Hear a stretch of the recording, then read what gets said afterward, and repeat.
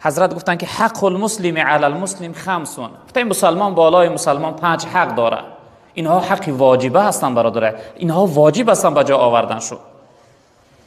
یکمش رد سلام، رد السلام. یکم حقی که مسلمان در بالای ما داره رد سلام است، جواب سلام گرداندند. وقتی گو السلام علیکم فقط سر تا نجنبانی خیل. بعضی انسان عادت داره وقتی سلامش میته خیل میکنه تمام جواب نمیگردونه. سلام، کلمه سلام گفتنش سنت است، اما جواب سلام واجب است. وقتی جواب سلام نگردونی عاصی میشوی، گناهگار میشوی برادر عزیز. او برادر برای شما چی میگه؟ میگه سلامتی دنیا و آخرت برای تو نصیب باد. در دنیا و آخرت سلامت و خرسند و سعادتمند باشی. معنی کلمه سلام معنیش همین است. با یک سر جنباندن این جواب نیست برادر عزیز. باید چی بگو؟ و علیکم السلام، برای شما هم سلامتی دنیا و آخرت نصیب باد. باید برای همدیگر سلامتی دنیا و آخرت رو بخواهیم. ما خواهان سلامتی، خواهان خوشبختی همدیگر باشیم.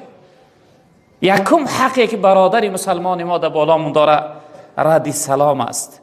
و دویمش پیغمبر بزرگوار ببینه برادر عزیز چی تعلیمات بزرگه، چی پیشوای دلسوز و مهربانه که ما را چی تعلیم ها دادن. دویمش و عیادت مریض، یعنی اعادت، بیمار بینی کردن بیمار مریض. وقتی یک برادرت فهمیدی بیمار است، تنبلی نکو، سستی نکو. چی در بیمار خانه باشه، چی در جای خوابش باشه، از درش داخل شه، حال او را بپرس.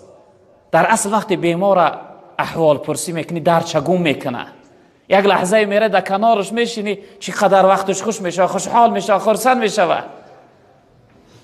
این حق ایمانداری من و شما است. حتی در حدیث قدسی رب العالمین در قیامت ما بنده هاش عتاب میکرده، سختگیری میکرده. میفته که بیمار بودم خبرگیریم نآمدی. سبحان الله. بنده میفته ای پروردگار تو رب العالمین هستی، من خیلی تر خبرگیری می آمدم. پروردگار میفته فهمیدی که فلانی بندم بیمار است، خبرگیریش نرفتی. اگر خبرگیریش میرفتی من در نزد او بودم، گرسنه بودم طعامم ندادی. ای رب العالمین تو رب العالمین هستی، من تو را خیلی طعام میدادم. میفته فلانی بندم گرسنه بود طعامش ندادی. اگر طعامش میدادی لحظه من اجرش ثوابش برات میدادم. تشنه بودم آبم ندادی. ای رب العالمین تو رب العالمین است، من خیلی تر آب میدادم. میفته میدانستی فلان بندم تشنه از آبش ندادی. اگر او را آب میدادی این لحظه اجر و پاداش میدادم. این حق ایمانداری ما هست که بیمار بینی داشته باشیم.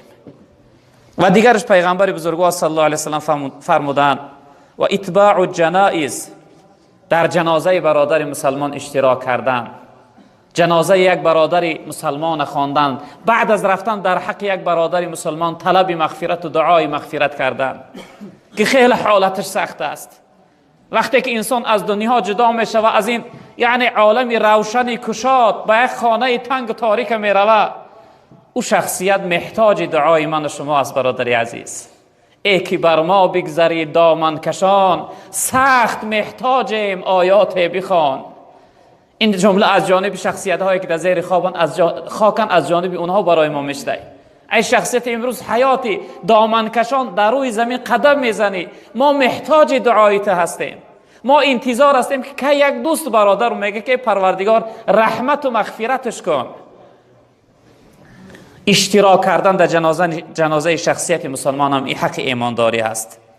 و اجابت دعوه، اجابت دعوت، وقتی دعوتت کرد چی محفلی داشته باشه فرقی نداره، چی روزی خرسندیش است، چی یک یادداشتی گذشتهش است، چی اینکه یک طعامی اندکی هم کرده از میخواد همراه چند دوستش یک جای طعام بخوره. وقتی که دعوتت کرد باید که اجابت کنی دعوتش. اجابت دعوت سنت است.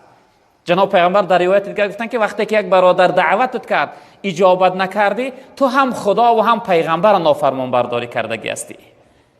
اجابت دعوت حق ایمانداری است. و آخرش و تشمیت العاطس، جواب عطسه را گرداندن. وقتی یک برادر عطسه زد باید حتما بگوی که یرحمک ربک، پروردگارت از رحمتش سیرابت بگردانه، پروردگارت تو را رحمت و مغفرت بگردانه.